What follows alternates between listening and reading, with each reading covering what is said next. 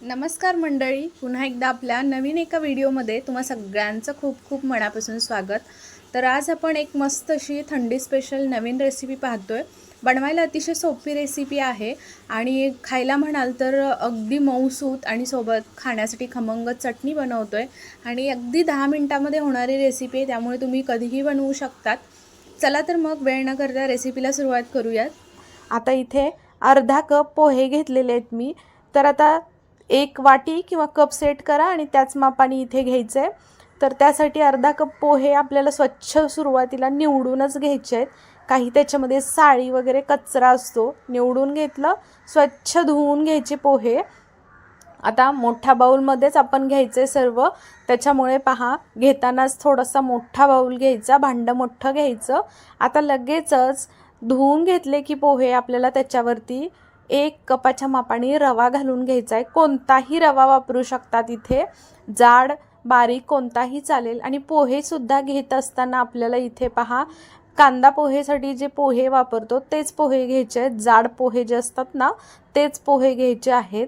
आता इथे पहा आपल्याला काय करायचं आहे, हे सर्व बघा आपल्याला छान भिजवून घ्यायचे सुरुवातीला। आता इथे भिजवण्यासाठी मी गरम पाणी वापरलेलं आहे, कारण आपण खूप कमी वेळामध्ये बनवतोय, आपल्याकडे वेळ कमी आहे, झटपट बनवायचं आहे। त्यासाठी गरम पाण्यामध्ये बुडेल इतकं आणि वरती थोडंसं पाणी राहील, व्हिडिओ दाखवल्याप्रमाणे त्या पद्धतीने भिजायला ठेवून द्यायचं आणि चटणी करायला घ्यायची पटकन। तर आता पॅन ठेवला, लगेचच पॅनमध्ये 2 चम्मच इतकी उडीद डाळ घालून घ्यायची आणि 2 ते 1.5 चम्मच इतकं आपल्याला याच्यामध्ये चणा डाळ घालून घ्यायची आहे। तर आता हे दोन्ही पहा आपल्याला इथे थोडंसं तेल घालायचं आहे आणि तेलावरती छान परतवून घ्यायचं आहे, अजिबात करपवायचं नाही दोन्ही डाळी। आणि लो फ्लेमवरती सर्व भाजून घ्यायच्या डाळी छान भाजून झाल्या की लगेचच त्याच्यामध्ये आपल्याला घालायचं ते म्हणजे कांदा। आता कांदा पहा इथे मी उभा लांब कट करून घेतला आहे। लगेचच कांदा छान मिक्स करून घेतला की त्याच्यामध्ये आपल्याला टोमॅटो घालून घ्यायचा आहे। टोमॅटोसुद्धा इथे मी 1 कट करून घेतला आहे उभा लांब, तो घालून घेतला। लगेच आपल्याला त्याच्यावरती लसूण पाकळ्या घालायच्या आहेत 4 ते 5 आणि 1 ते 1.5 इंच आलं घालून घ्यायचं आहे। तर आता इथे पाहू शकतात अशा पद्धतीने आपल्याला टोमॅटो अगदी मऊसूत होईपर्यंत छान परतवून घ्यायचं आहे। इथे अजिबात पाणी अजिबात वापरायचं नाही। तर पाहू शकता इथे टोमॅटो अगदी छान पाणी सुटलं आहे टोमॅटोला आणि छान अगदी मऊसूत झालेलं आहे टोमॅटो। तर इथे व्हिडिओत अगदी जवळूनसुद्धा दाखवते, पाहू शकतात मस्त डाळसुद्धा अगदी भाजली गेली आहे आणि बाकीचे जिन्नससुद्धा मऊसूत झालेले आहेत। तर आता हे सर्व आपल्याला काढून घ्यायचं आहे साईडला आणि पूर्ण थंड करून घ्यायचं आणि मगच मिक्सरच्या भांड्यामध्ये घालायचं। तर पाहू शकतात इथे आता मी पूर्ण थंड करून घेतलं आहे आणि सर्व जिन्नस मिक्सरच्या भांड्यामध्ये घालायचे। आता याच्यावरती पहा लगेच काढून घेतल्या काही जिन्नस घालायचे आहेत। तर त्याच्यामध्ये आपल्याला घालायचे ते म्हणजे मिरची पावडर। तर इथे अर्धा चम्मच इतकी मी मिरची पावडर घातली आहे। अगदी लहान मुलं जर खात असतील तर मिरची पावडरचं प्रमाण तुमच्या आवडीनुसार किंवा लहान मुलांच्या अंदाजाने इथे कमी जास्त करू शकतात। चवीनुसार मीठ घालायचं आणि इथे 1 चम्मच इतका आपल्याला दही घालून घ्यायचं आहे। जर दही नसेल तर इथे तुम्ही लिंबूसुद्धा पिळू शकतात किंवा मग लिंबू नसेल दहीसुद्धा नाही आहे तर आपल्याकडे चिंच जर असेल तर चिंचसुद्धा याच्यामध्ये टाकू शकता। अशा पद्धतीनं पाणी न घालता सुरुवातीला वाटून घ्यायचं आहे। तर इथे पहा अशा पद्धतीनं अगदी स्मूथ वाटून घेतलं आहे। डाळ जरी असेल ना तरीसुद्धा अगदी व्यवस्थित स्मूथ वाटलं जातं। आता सुरुवातीला आपल्याला हे सर्व मिश्रण एका बाउलमध्ये वाटीमध्ये काढून घ्यायचं आहे आणि नंतर जे मिक्सरचं भांडं आहे त्याच्यामध्ये पाणी टाकायचं आणि ते आपल्याला छान असं विसळून घेऊन मस्त सर्व याच्यातील मसाला जे आपलं मिश्रण चिकटलेलं आहे ते सर्व काढून घ्यायचं आहे। पाहू शकतात इथे अगदी जवळून दाखवते, मस्त कलर आला आहे चटणीला आणि अगदी स्मूथ वाटली गेली आहे। तर आता ही साईडला ठेवूया आणि लगेचच तडका पॅनमध्ये अगदी छान असं कडकडीत गरम करून घ्यायचं आहे तेल गरम झालं की जिरा मोहरीची खमंग फोडणी करून घ्यायची, सोबतच हिंग घालायचा 1/2 चम्मच इतका आणि लगेचच त्याच्यावरती कढीपत्त्याची पानं घालायची हिरवीगार मस्त अशी, मस्त चर्रकन अशी फोडणी बसली की चटणीसुद्धा खमंग तयार होते. अशा पद्धतीनं तुम्ही कधी चटणी बनवली आहे का? थोडीशी वेगळ्या पद्धतीनं नक्की ट्राय करून बघा. अगदी ही चटणी ना शिल्लक जरी राहिली तरीसुद्धा चपातीबरोबरसुद्धा खायला खूपच भारी लागते. तर नक्की एकदा ह्या पद्धतीनं अशी चटणी बनवा. सोबतच आता चटणी बाजूला ठेवली. लगेचच चटणी झाल्यानंतर इथे मिश्रण पहा, छान असं रवासुद्धा फुलला आहे आणि पोहेसुद्धा अगदी छान, दोन्ही जिन्नस मऊसूत अगदी झालेले आहेत. आता आपल्याला काय करायचं आहे, पाणी न घालता थोडं थोडं मिक्सरच्या भांड्यामध्ये घालायचं आणि 2 बॅचमध्ये वाटून घ्यायचं. वाटत असताना एक एक चम्मच इथे मी दही घातलेलं आहे. आता दही घालण्याचं कारण म्हणजे आपल्याला छान अगदी आंबूसपणा या पदार्थाला येतो आणि छान अगदी टेस्टलासुद्धा होतात. जर तुमच्याकडे वेळ जास्तीचा असेल तर तुम्ही दही न घालता 2 तासासाठी हे आपलं छान असं भिजत घातलं ना तर खूप मस्त टेस्ट येते. जर वेळच नाही आहे आपल्याकडे, यासाठी मी सुरुवातीपासून सांगते, याच्यामध्ये थोडंसं दही घालायचं. सुरुवातीच्या मिक्सरच्या भांड्यामध्ये 1 चम्मच घातलं आणि दुसरं जे आपण ही दुसरी बॅच वाटून घेतली याच्यामध्ये 1 चम्मच इतकं दही घातलेलं आहे.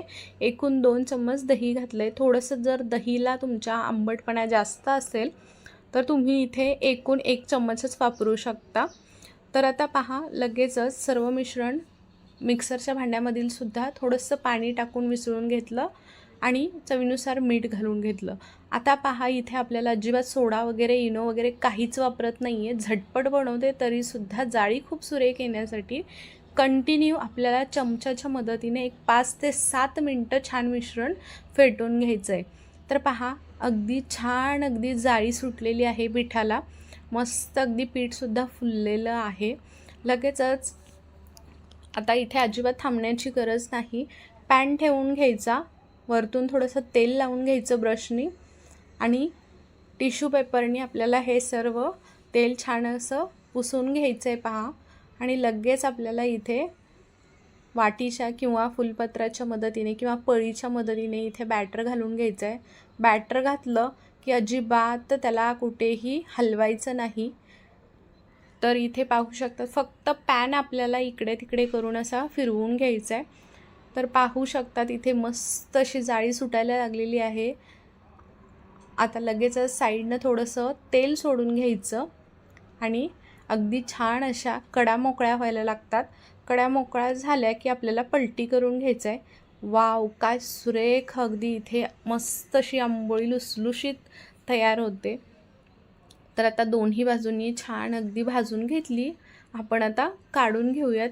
तर पहा, गॅसची फ्लेम आपल्याला इथे मीडियमच ठेवायची आहे आणि अंदाज तर तुम्हाला आलाच असेल, बघूनच माहिती पडते की किती छान मऊ लुसलुशीत झाली आहे, अगदी आंबोळीच्या सारखी.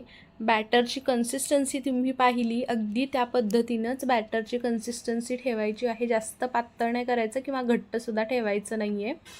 तर आता काढत असताना मात्र एखाद्या कॉटनच्या रुमालवरती हे काढायचं आहे, जेणेकरून एकमेकांना चिटकत नाही. लगेचच दुसरंसुद्धा आपण इथे बनवून घेतो आहे. तर लगेच तेल लावायचं. थोडंसं पाण्याचं जर टेम्परेचर जर तव्याचं जास्त झालं असेल तर पाण्याचा शिपका मारायचा, टिश्यूनी पुसून घ्यायचं. लगेच बॅटर घालायचं आणि छान असं मस्त पांगून घ्यायचं तवा हलवून.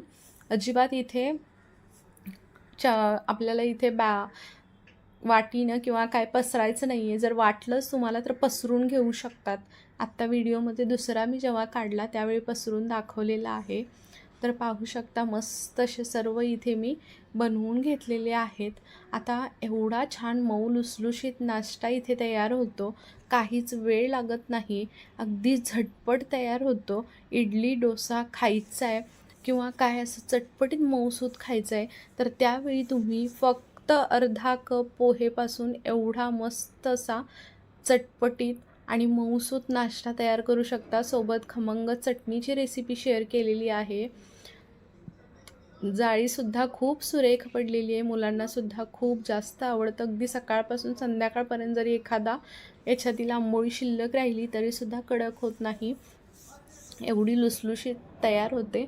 नक्की तुम्हीसुद्धा या पद्धतीनं बनवून पहा. मुलांना खूप जास्त आवडते. घरात अगदी वयोवृद्ध लोक असतील तरीसुद्धा आवडीनं खातील.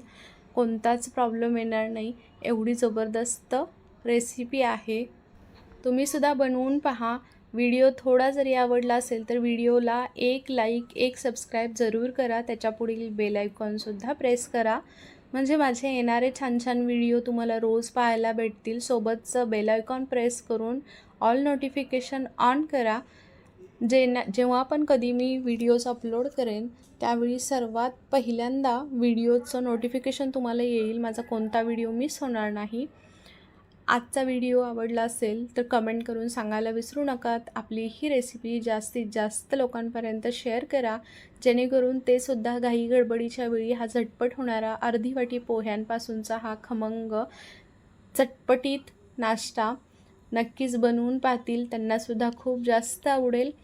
सोबतच वयोवृद्ध लोकंसुद्धा खूप आवडीनं खातील. तर चला उद्या पुन्हा भेटू जबरदस्त रेसिपीसोबत. तोपर्यंत बाय बाय.